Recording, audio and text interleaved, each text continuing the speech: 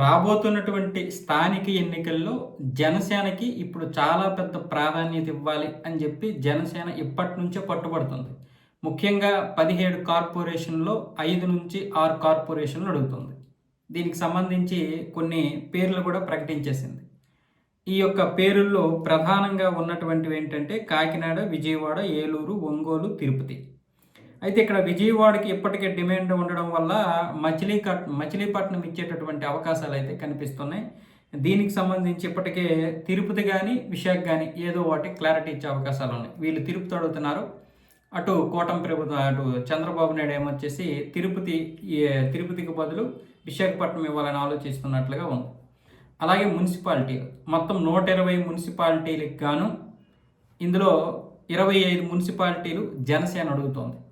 ఇందులో ఎన్ని ఇస్తామన్న విషయం అయితే ఇంకా తెలుగుదేశం చెప్పలేదు, కానీ అటువైపు బీజేపీ కూడా ప్రయత్నాలు చేస్తుంది 6-7 మున్సిపాలిటీల కోసం. ఇటువైపు ఏమొచ్చేసి పంచాయతీలు 13,400, 13,460 వరకు గ్రామ పంచాయతీలు అయితే ఉన్నాయి. ఇందులో కూడా భారీగానే అంటే 5,000కు పైగానే పంచాయతీల కోసం ప్రయత్నాలు చేస్తుంది జనసేన.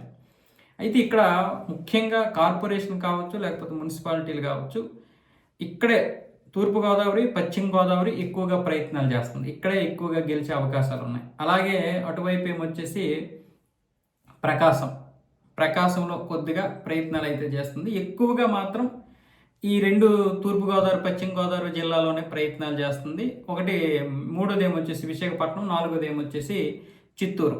ఈ జిల్లాల్లో ప్రయత్నాలు అయితే చేస్తుంది, కానీ ఇంకా దీని గురించి ఇంకా తర్జన భర్జనలే ఉన్నాయి. ఏ యొక్క పార్టీకి ఎన్ని ఇవ్వాలి, ఎన్ని తీసుకోవాలనేది ఇంకా క్లారిటీ రాలేదు. అటు తెలుగుదేశం కూడా వాళ్ళ నుంచి కూడా విపరీతమైనటువంటి డిమాండ్ ఉంది, అటువైపు నాయకుల నుంచి కూడా. అలాగే ఇటువైపు జనసేన నుంచి కూడా చాలా డిమాండ్ ఉంది. మేము అసెంబ్లీకి చాలా త్యాగాలు చేసాము, కేవలం 21లో పోటీ చేసాం, మాకు 25 ఇచ్చినా మళ్ళీ 4 త్యాగాలు చేయాల్సి వచ్చింది. మేము 25కి సిద్ధపడ్డమే ఒక త్యాగం, మళ్ళీ 4ను కోల్పోవడం ఇంకొక త్యాగం.